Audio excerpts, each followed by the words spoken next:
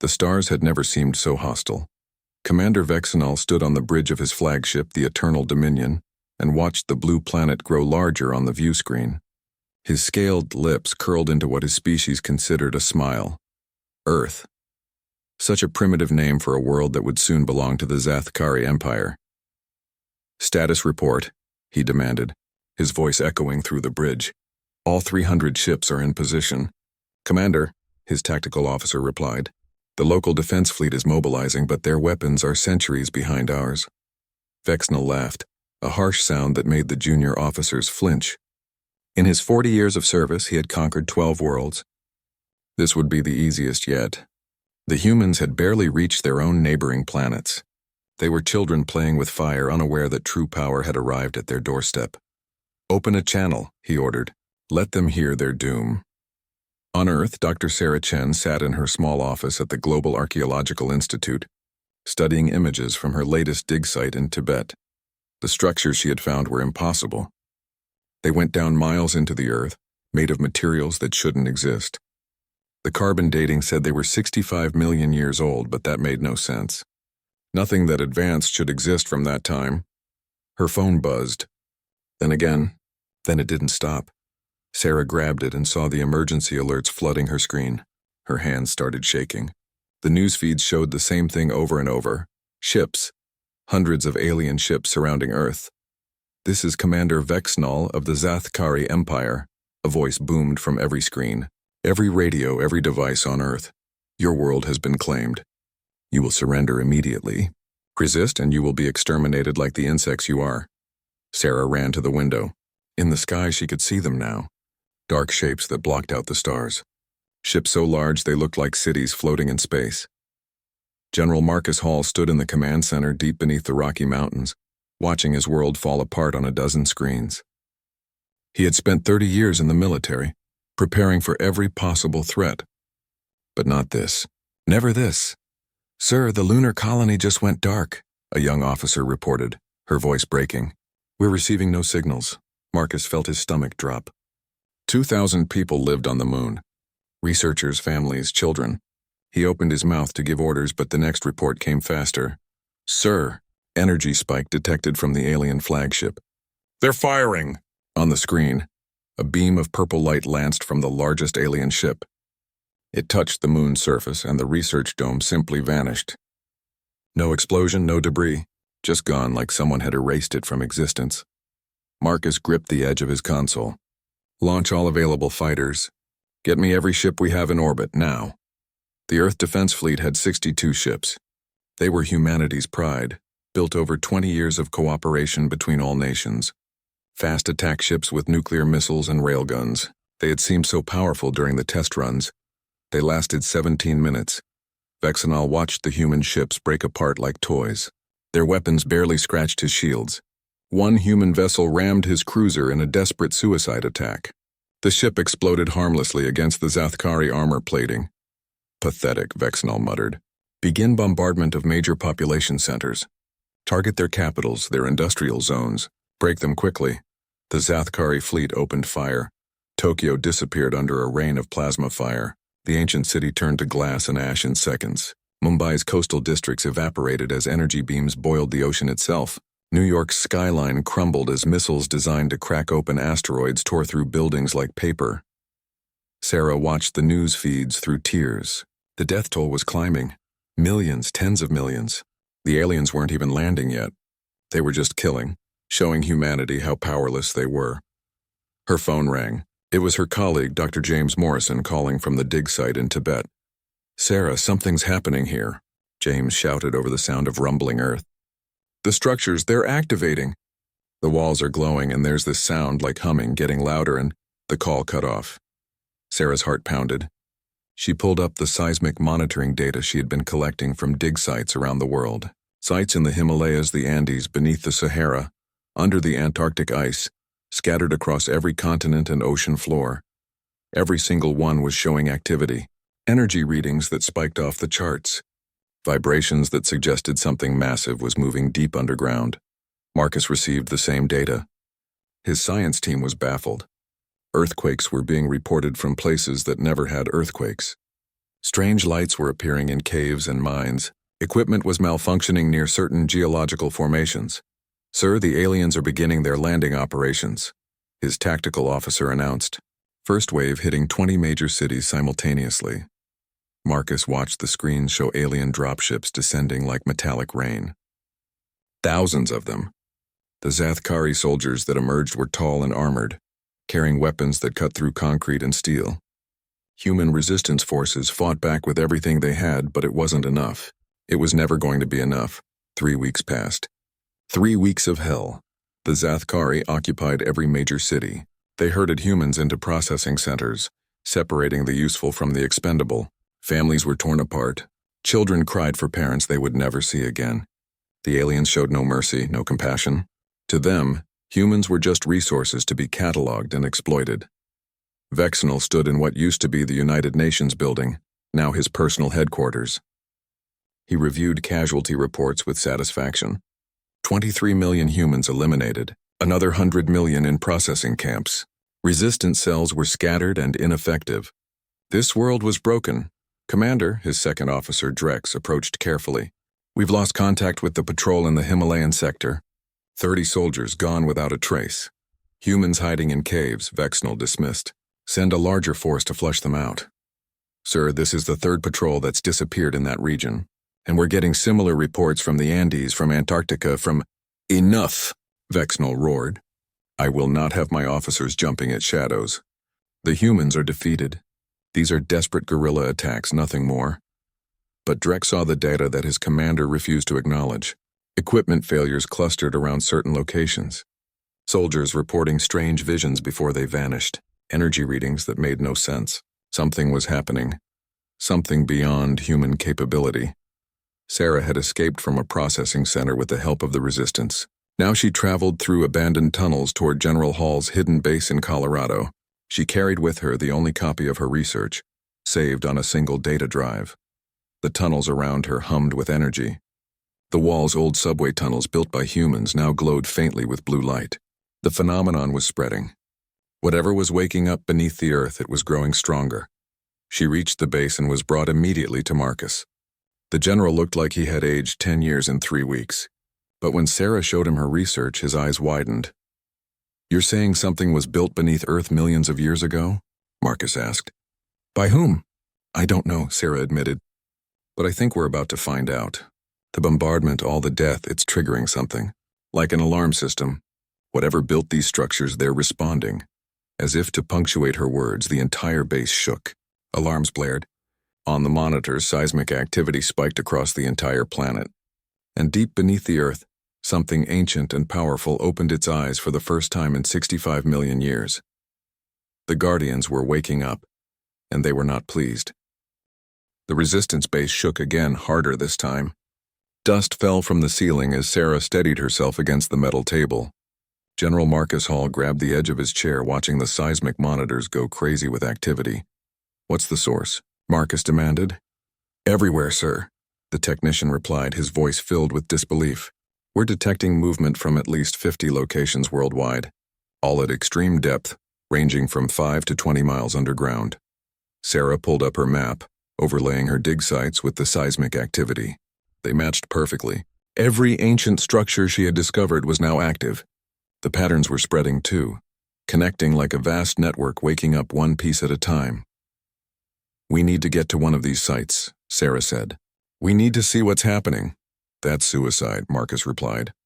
"The Zathkari control the surface. They'll shoot you down before you get close, and then we go underground. The tunnel systems connect. I've mapped them." Marcus looked at her like she was crazy. But what choice did they have? His military was scattered, his weapons useless against the alien technology. If there was even a chance that something down there could help, they had to take it. "Okay," he said finally. "But I'm sending a full security team with you."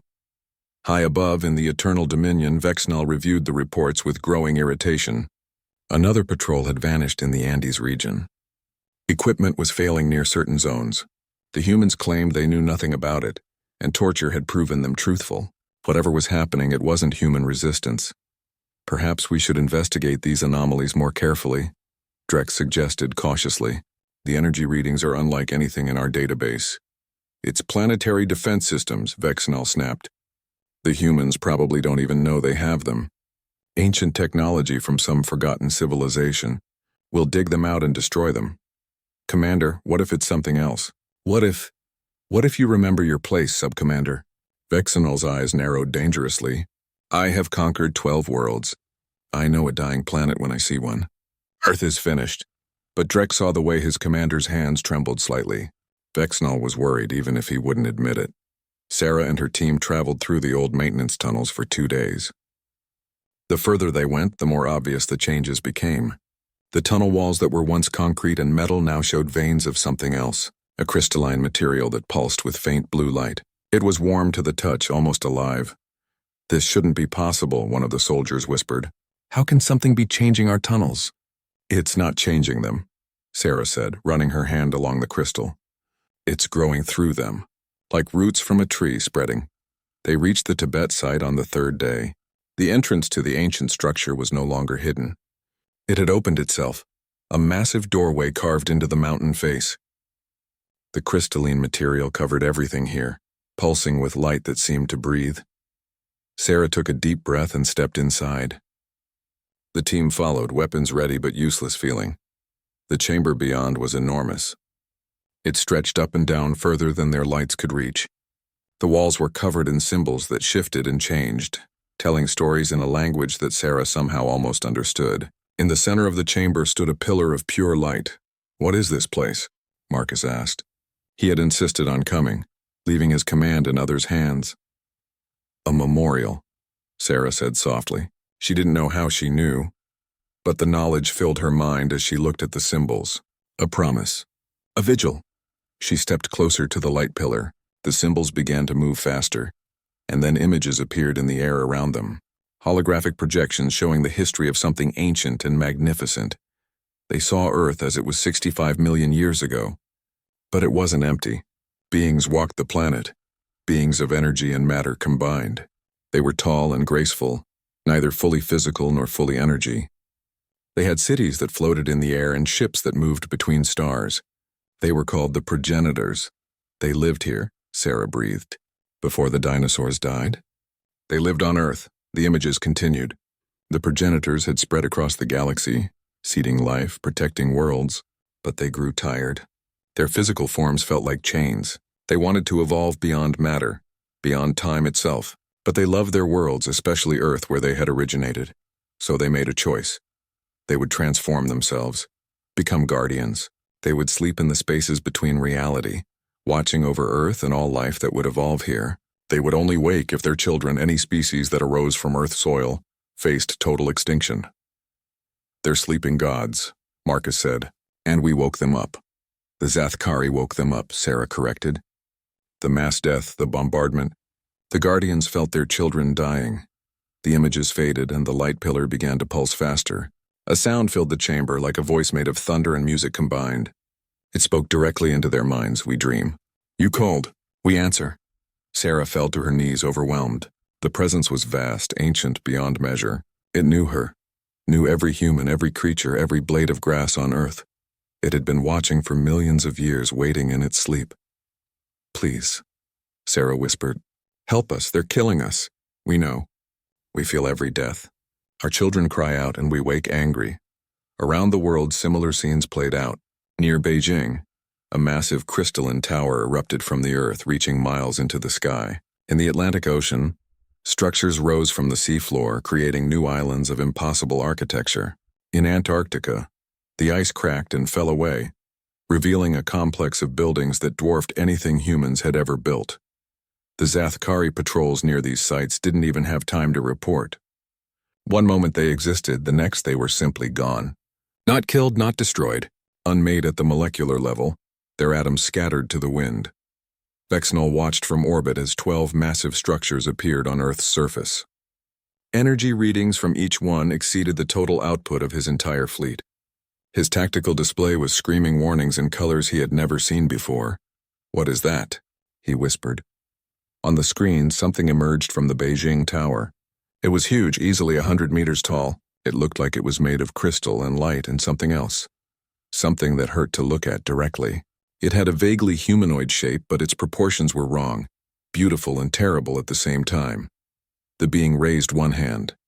The Zathkari occupation force in Beijing, 10,000 soldiers with their ships and weapons and armor, simply ceased to exist. No explosion, no struggle. They were there, then they weren't. Full retreat, Vexenal screamed. All ground forces returned to orbit immediately. But it was too late. 11 more beings appeared at the other sites. The Guardians had awakened, and they were answering the call of their children. In the Tibet chamber, Sarah felt the presence speak again. We are 12. We are eternal. We are Earth's shield and sword. Those who harm our children will face our wrath. Can you stop them? Marcus asked. Can you save us? There was a pause, and Sarah felt something like sadness from the vast presence. We can, but the cost will be high. If we unleash our full power, we will turn your world into a battlefield. The land will burn. The seas will boil. We will win, but Earth may not survive as you know it. Sarah's heart sank. They were trading one extinction for another. There must be another way, she said desperately. Perhaps. If your species is willing to fight alongside us rather than hide behind us. If you have the courage to face your enemies as equals, not children seeking protection. Sarah looked at Marcus. The old general's face was hard, but his eyes showed determination. We'll fight, Marcus said. Just show us how. The presence seemed pleased. Then we will teach you. We will share what you need to stand as guardians alongside us. But first we must show your enemies that Earth is no longer theirs to take. High above, Vexenal watched as all 12 guardian beings turned their attention skyward. They looked directly at his fleet, though they stood on the planet's surface. He felt their gaze like physical weight. Then they attacked. Energy beams of impossible power lanced into space. They bypassed his shields like they weren't there and struck his ships directly. Dozens of vessels exploded in the first seconds. Hundreds more in the first minute. Return fire, Vexenal ordered frantically. All ships, maximum bombardment. The fleet unleashed enough firepower to shatter a moon. Missiles and plasma and kinetic weapons rained down on Earth. The Guardians simply raised their hands and a shield appeared around the entire planet. Every weapon struck the barrier and stopped. The energy absorbed and redirected back at the fleet. More Zathkari ships died, destroyed by their own attacks. Vexenal collapsed into his command chair, watching his fleet burn. In 30 years of conquest, he had never seen anything like this. No species had this kind of power. It was impossible, Commander, Drek said quietly. We need to retreat. No, Vexenal whispered. Then louder, no! I will not be defeated by primitives. Call for reinforcements. Call the home fleet. Tell them to send everything. Drex hesitated, then obeyed. He sent the message across the stars to the Zathkari Empire's core worlds. The message was simple. Send the war fleet. Send the world breakers. Send everything, because they had awakened something that could destroy them all. The Guardian near Beijing moved through the city like a walking storm. Its crystalline body reflected the fires burning around it, making it look like it was made of flame and light. Zathkari soldiers fired everything they had at the being. Plasma weapons, kinetic rounds, molecular disruptors. Nothing touched it. The Guardian didn't even seem to notice the attacks. It simply walked forward, and with each step, the Zathkari occupation forces vanished. Buildings that had been converted into alien command centers crumbled back into their original forms, undoing weeks of damage in seconds. The Guardian was healing the city while removing the invaders. In the remains of Tokyo, another Guardian rose from the harbor. This one looked like water-given form, flowing and shifting but maintaining a humanoid shape. It touched the glassed ruins of the city, and impossibly the glass began to reform. Melted buildings grew back like plants in fast forward. The dead were beyond help, but the Guardian could at least restore what remained. Sarah watched the feed from the resistance base, tears streaming down her face. The Guardians were beautiful and terrifying. They moved with purpose that spoke of intelligence beyond human understanding. And they were angry. She could feel their rage through the connection she had made in the Tibet chamber. They're not just defending us, she said to Marcus. They're furious. 65 million years of watching life evolve, and these aliens came in and started killing indiscriminately. Can you still communicate with them? Marcus asked. Sarah nodded. The connection was weak at this distance, but it was there, like a thread linking her mind to something vast and ancient. They want to meet with us, with humans. They say it's time we learned what we inherited. In orbit, what remained of Vexnal's fleet gathered on the far side of the moon. He had lost 300 ships in the initial assault. 300 vessels gone in minutes. His crew was terrified, and Vexnal couldn't blame them. He was terrified too. The reinforcement fleet will arrive in 6 days, Drex reported. 2,000 ships, including dreadnoughts and Worldbreaker-class vessels. The War Master himself is leading them. Vexnal nodded slowly. The War Master was a legend in the Zathkari Empire.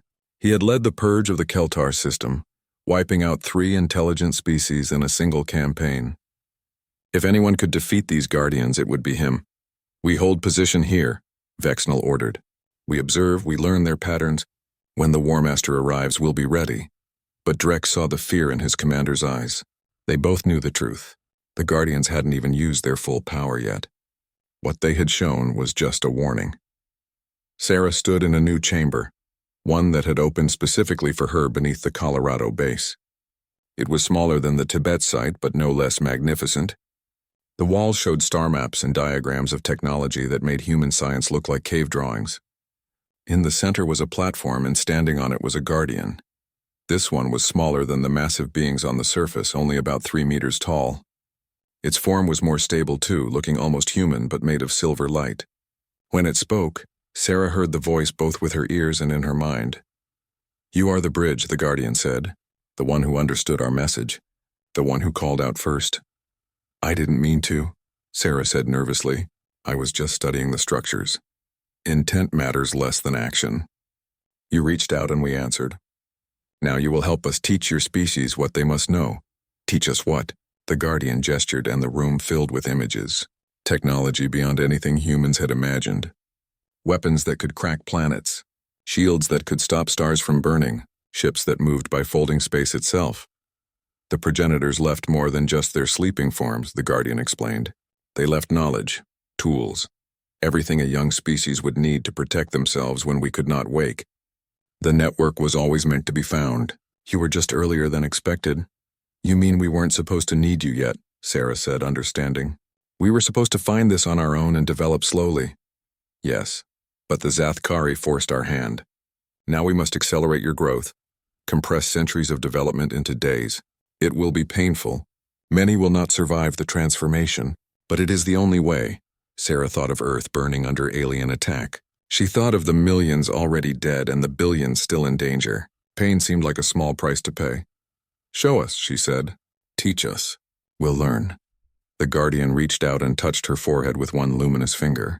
Sarah screamed as information flooded her mind. Schematics, equations, entire scientific theories downloaded directly into her brain. She felt like her skull was splitting open, but she held on. She had to hold on. When it ended, she collapsed to her knees, gasping. But she knew. She understood. The weapons, the shields, the power sources. It was all there, burning in her mind like brands. "Bring others," the Guardian said. "We will teach them as well. Your military leaders, your scientists, your engineers. They will learn, and they will build, and they will fight alongside us." Over the next 3 days, the transformation began. Scientists who had spent their lives studying physics suddenly understood principles that shattered everything they thought they knew. Engineers looked at diagrams and instinctively knew how to build impossible machines. Soldiers trained with weapons that responded to their thoughts, becoming extensions of their will. General Marcus Hall stood in what used to be an ordinary military testing facility. Now it housed the first human-built Guardian weapons. They looked organic, like they had been grown rather than assembled. Rifles that fired concentrated energy, armor that formed shields around the wearer, ships that could accelerate to speeds that would have torn apart conventional craft.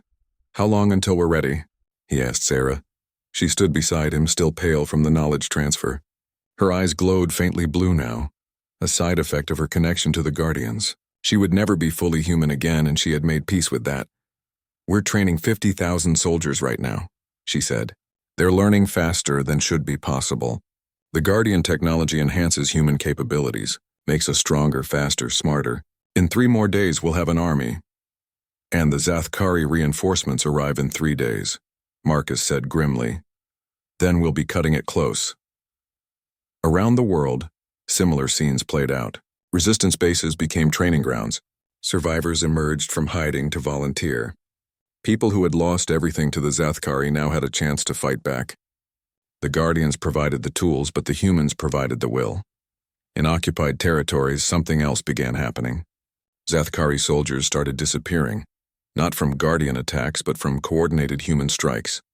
Small teams with new weapons hitting fast and hard, then vanishing before reinforcements arrived. The humans were learning guerrilla warfare enhanced by alien technology, and it was devastatingly effective. Vexnall watched the reports with growing dread. His forces on the ground were being pushed back.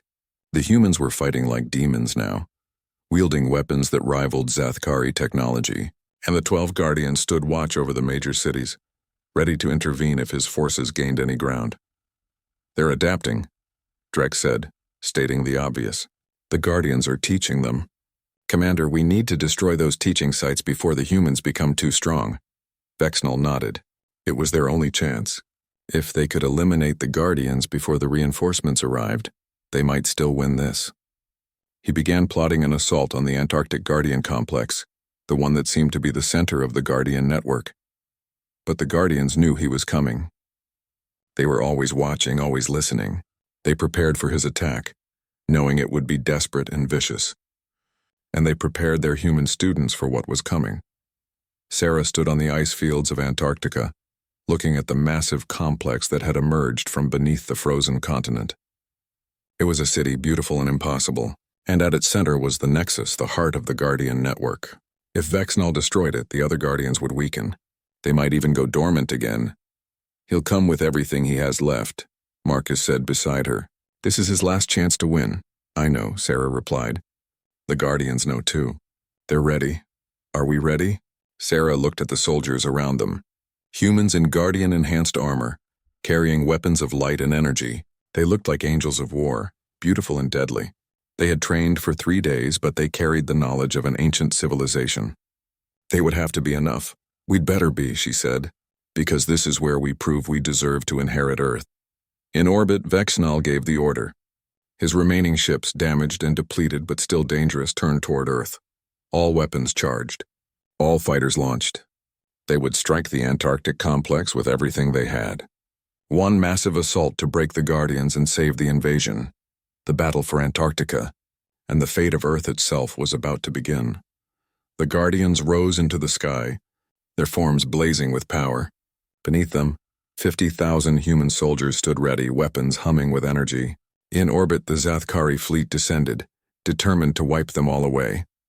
The sky above Antarctica filled with fire and light. The war had truly begun. The Zathkari ships fell from the sky like metal rain, hundreds of them unleashing every weapon they possessed. Plasma beams turned the Antarctic ice into steam. Kinetic missiles struck with the force of nuclear weapons. The entire continent shook under the assault. But the Guardians were ready. 3 of the massive beings rose into the air to meet the fleet. They moved impossibly fast, crossing miles in seconds. One Guardian reached out and touched a Zathkari cruiser. The ship simply folded in on itself, crushed by forces that shouldn't exist. Another Guardian waved its hand, and a wave of energy swept through the fleet, causing a dozen ships to explode simultaneously. Sarah watched from the command center built into the Guardian complex. Screens showed the battle from multiple angles. It was terrifying and beautiful at the same time. The Guardians fought like gods, but she could see the strain. They were using immense power that would drain them eventually. "They can't keep this up forever," she said to Marcus. "They don't have to," Marcus replied. "They just need to hold long enough for us to do our part." He was right. The Guardians were drawing the fleet's attention, but the real battle would be fought by humans. Vexnall had committed everything to this assault. If they could break his fleet here, the invasion would be over. "All teams move out," Marcus ordered into his communicator. "Execute Plan Guardian Shield." Around the Antarctic complex, 50,000 soldiers began their assault. They moved in small groups, using Guardian technology to enhance their speed and strength. Their armor let them survive in the extreme cold without bulky suits. Their weapons could punch through Zathkari armor like it was paper. Vexnall watched from his flagship as human forces swarmed his ground troops. He had landed 20,000 soldiers to secure the complex while his fleet dealt with the Guardians. Now those soldiers were being cut down by humans who fought with alien precision. How are they doing this? He screamed. 3 days ago they were primitives. The Guardians are teaching them, Drex said, downloading information directly into their minds. They're not just learning, they're being upgraded. A human soldier ran across the ice toward a Zathkari position. Enemy fire lit up around her, but her armor's shield deflected everything. She leaped, impossibly high, and landed in the middle of the alien squad. Her weapon, a blade made of solid light, cut through their armor and weapons like they were made of fog. In seconds, she had eliminated the entire squad and was moving to the next target. Marcus led a strike team toward Vexnall's flagship. Imp had landed on the ice to coordinate ground forces, a tactical error born of desperation. Marcus and his team used grappling devices powered by Guardian technology to scale the ship's hull. Plasma cutters opened a hole in the armor, and they dropped inside. The interior of the ship was chaos. Alarms blared. Crew members ran in panic. Marcus's team moved through the corridors like ghosts, their enhanced reflexes letting them dodge return fire. Their mission was simple: reach the ship's power core and sabotage it. Sarah felt the battle through her connection to the Guardians. Every death, human and Zathkari, registered like a distant pulse. The Guardians felt them too. They mourned each human lost, rage building with every fallen defender of Earth. One Guardian, the water form that had defended Tokyo, suddenly changed tactics. Instead of fighting the ships in orbit, it dove into the ocean. Moments later, a massive tsunami rose from the sea, hundreds of feet high. But it was controlled, precise. The wave swept over Zathkari positions on the ice while flowing around human forces. Enemy soldiers were washed away, tumbling in freezing water, while humans stood untouched. They're adapting, Sarah said with wonder. The Guardians are learning from us, just like we're learning from them. They're using tactics, strategy, not just raw power. In orbit, the Guardian of Beijing faced down 30 Zathkari cruisers. They surrounded it, firing from all angles. The Guardian's crystalline form cracked under the assault, pieces breaking away. For a moment, it looked like it might fall. Then it exploded outward, not dying but transforming. The Guardian became 1,000 smaller beings, each one attacking a different ship. The fleet's formation collapsed into chaos as they tried to fight enemies that were everywhere and nowhere at once. Inside Vexnall's flagship, Marcus's team reached the power core. It was a massive chamber filled with pulsing energy and alien machinery. Marcus planted the Guardian tech charges, while his team held off security forces at the door. 30 seconds, he called out. "We've got company," one of his soldiers shouted. "Heavy armor coming from both directions. Hold them. 20 seconds. Plasma fire lit up the corridors. Marcus finished the last charge and activated the timer.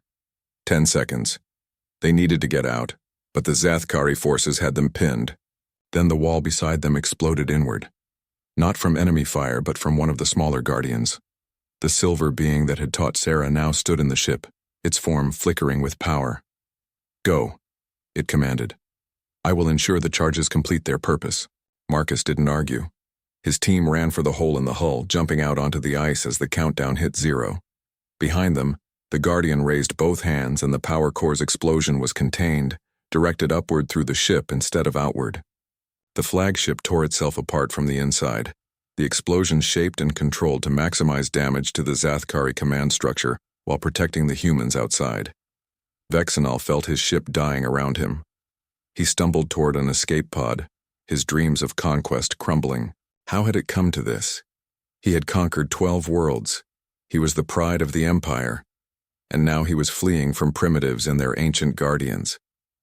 He reached the escape pod and launched, watching his flagship collapse behind him. Around him, his fleet was in ruins. More than half his ships were destroyed. The Guardians had them beaten, and worse, the humans had proved they could fight as equals. The pod landed on the ice, far from the battle. Vexnall climbed out, his armor damaged, his pride shattered. He looked at the Antarctic sky, filled with burning ships and beings of impossible power. Then he felt something behind him. He turned slowly and saw a Guardian standing there. Not one of the massive city protectors, but a human-sized one. It looked at him with eyes that held 65 million years of wisdom. "Please," Vexnal whispered the first time in his life he had begged. "Please, I surrender." "You do not understand what you have done," the Guardian said. "You came to our world. You killed our children. You laughed at their suffering." "I didn't." "No, I thought they were just what? Just animals? Just resources?" The Guardian's voice was cold. "Every species you have conquered, every world you have burned, they were all someone's children. You have spent your life causing suffering. Now you will understand it." The Guardian touched Vexenal's forehead. The commander screamed as every death he had caused flooded into his mind. He felt each one, experienced their pain, their fear, their final moments. Thousands of them. Tens of thousands. The weight of his sins crushed his mind like a physical force. When the Guardian released him, Vexenal collapsed to the ice. His eyes were open but empty. His mind had broken under the weight of what he had done. He was alive, but the person he had been was gone. "This is mercy," the Guardian said.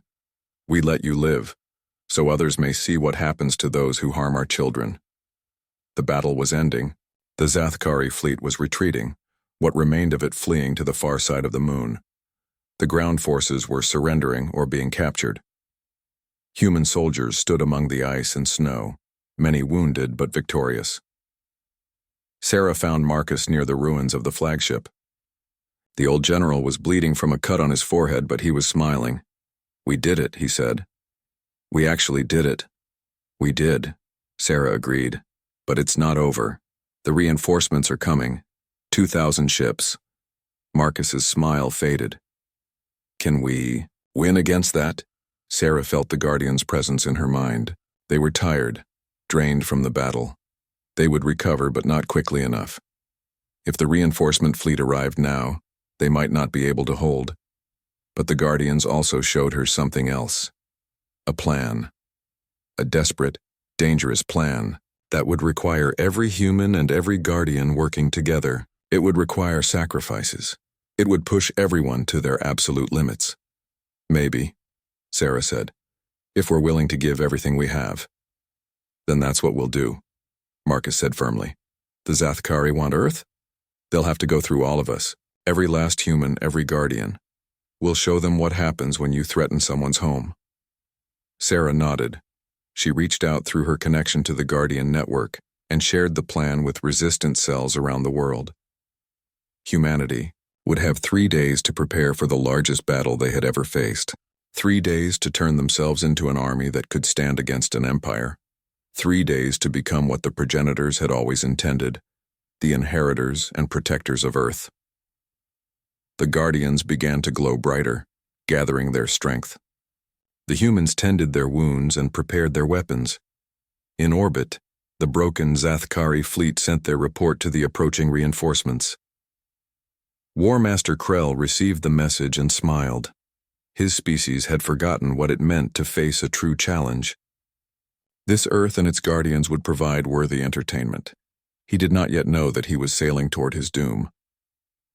The Zathkari reinforcement fleet emerged from faster-than-light travel like a swarm of metal locusts. 2,000 warships, each one larger and more advanced than anything Vexnal had commanded. At their center was the War Master's dreadnought, a ship the size of a small moon, bristling with weapons that could crack planets. War Master Krell stood on his bridge, studying Earth. The blue planet looked peaceful from this distance. He had read Vexnal's reports, but he didn't believe half of them. Ancient Guardians? Impossible. The commander had simply failed because he was weak. "All ships assume attack formation," Krell ordered. "We will show this world what real power looks like." On Earth, Sarah stood in the Antarctic complex watching the fleet appear on the screens. 2,000 ships. The number was terrifying, but she felt calm. The Guardians had shown her what was coming. They had prepared for this. "All forces, this is General Hall."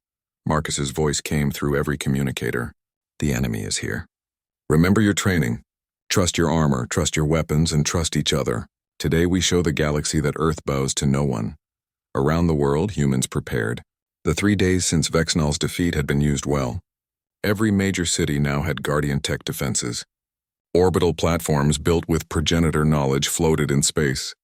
Human fighters, enhanced with technology that made them faster than anything the Zathkari had, waited in launch bays, and on the surface the 12 Guardians stood ready, their forms blazing with accumulated power.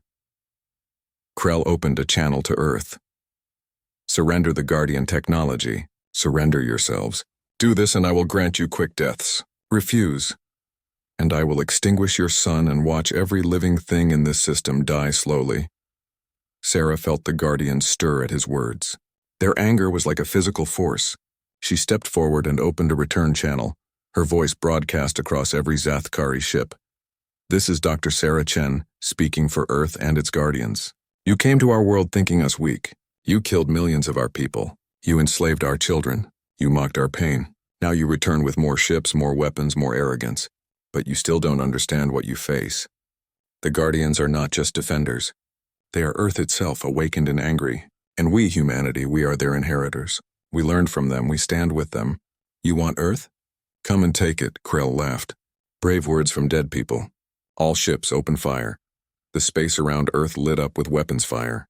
Thousands of missiles, millions of energy beams all aimed at the planet's surface. It was enough firepower to sterilize a continent. The Guardians raised their hands together. A shield appeared around Earth, stronger than before. The attack struck the barrier and stopped, energy dissipating harmlessly.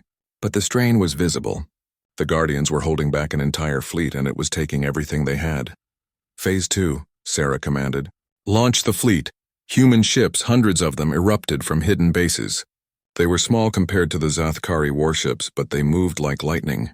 Guardian technology let them accelerate to impossible speeds, dodging fire that should have destroyed them. They swarmed the enemy fleet like angry hornets, their weapons punching through shields and armor. Krell watched in surprise as his outer ships began taking damage. These human vessels were nothing like what Vexenal had described. They fought with precision and courage that reminded him of something. Something from his own species' history so long ago. Deploy fighters, he ordered. All ships, combat formation Delta. These humans want to fight? We'll give them one. The battle exploded into chaos. Human fighters dueled with Zathkari interceptors. Capital ships traded fire that lit up the darkness of space. Explosions bloomed like deadly flowers. Both sides took losses, but the humans refused to retreat. Every ship that fell was replaced by another, pilots volunteering knowing they might not survive. Marcus led a strike team in one of the new Guardian-enhanced fighters. His target was the War Master's dreadnought. It was suicide probably, but that's what humans did best. They charged into impossible odds and came out the other side. All wings follow my lead, Marcus commanded. We're going for the head of the snake. His squadron of 50 ships dove toward the massive dreadnought. Point defense systems opened fire, filling space with enough ordnance to destroy a fleet. But the human ships twisted and turned, their enhanced reflexes letting them dodge death by inches. On the surface, something else was happening. The Guardians were not just defending, they were channeling power through the planet itself, using Earth's vast energy reserves. The ground began to glow beneath major cities. Ancient systems activated that hadn't been used in millions of years. Giant cannons emerged from the Earth, weapons built by the progenitors to defend their world. They were pointed at the sky, charging with power that made the air shimmer. Sarah watched from the Antarctic complex as the weapons reached full charge. Fire, she whispered. Beams of pure energy lanced into space. Not normal weapons, but focused reality itself. Where they struck Zathkari ships, the vessels simply ceased to exist. No explosion, no debris. Just gone. Erased from reality by weapons that operated on principles no modern species understood. Krell's fleet began to fragment. Ships tried to retreat, but the human fighters harried them. The Guardians' planetary defense weapons targeted anything that tried to escape. The Zathkari forces were trapped between Earth's surface defenses and the human fleet in orbit. Marcus's squadron reached the dreadnought. They flew along its massive hull, firing at critical systems. The War Master's ship was so large that taking it down would require precision strikes on dozens of locations. Split up, Marcus ordered. Teams of 5, hit your assigned targets. We end this now. Inside the dreadnought, Krell felt his ship shudder under the assault. His crew was panicking. They had never faced an enemy like this. Humans who fought like demons supported by ancient powers that defied logic. War Master, His second officer said urgently. "We're receiving transmissions from across the fleet. Ships are refusing to fight. They say they've seen enough death. Cowards!" Krell roared. "I'll have them all executed. Sir, it's not just our ships. Other species in our empire are watching this battle. They're seeing humans refuse to surrender. They're seeing the Guardians protect their world. They're remembering their own homes before we conquered them." Krell froze. He pulled up the communication logs. Hundreds of messages flooding in from throughout the Empire. Conquered species asking questions. Why did Earth fight so hard? Why couldn't they have defended their own worlds like this? What had the Zathkari taken from them? He suddenly understood. This battle wasn't just about Earth. It was about every world the Zathkari had conquered. Every species they had enslaved. Humanity's resistance was inspiring rebellion across the Empire. "Fall back," Krell ordered quietly. "All ships retreat." But Marcus wasn't done. His team had planted charges on the Dreadnought's main engines. One by one, they detonated. The massive ship shuddered and began listing to one side. "War Master, we're losing main power," an officer screamed. Krell knew what came next. The ship was dying. He could evacuate, flee to fight another day, or he could do what honor demanded. He activated the self-destruct sequence and set the ship on a collision course with Earth. If he was going to die, he'd take the Guardians with him. The Dreadnought accelerated toward the planet. Alarms blared across every human defense system.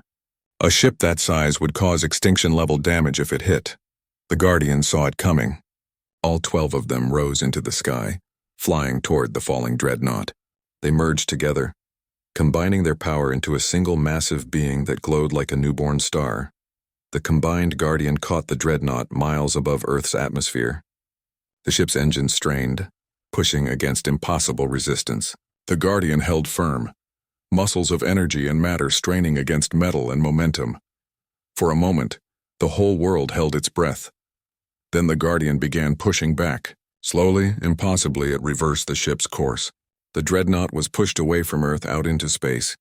When it was far enough, the Guardian released it and the ship's self-destruct triggered. The explosion was visible from the surface, a new sun blooming and fading in seconds. Krell died in that explosion, along with his dreams of conquest. The remaining Zathkari fleet scattered. Ships fled in every direction, abandoning the battle. The humans could have pursued, could have destroyed them all. But Sarah felt the Guardian's will through her connection. Enough death. Let them go. Let them carry the message. Earth had Guardians. Earth would fight. Earth would never surrender. The battle was over. Humanity had won. In the days that followed, the galaxy changed. News of Earth's victory spread like wildfire. The Zathkari Empire began to fracture as conquered species rose up, inspired by humanity's courage. The War Master's death left a power vacuum that tore the Empire apart from within. Other species came to Earth, not as conquerors, but as students. They wanted to learn about the Guardians, about humanity, about how to stand up to tyranny. Earth became a beacon of hope, a symbol that even the smallest, weakest species could prevail if they fought for their home. Sarah stood in Antarctica 10 years later, watching the sun set over the Guardian complex.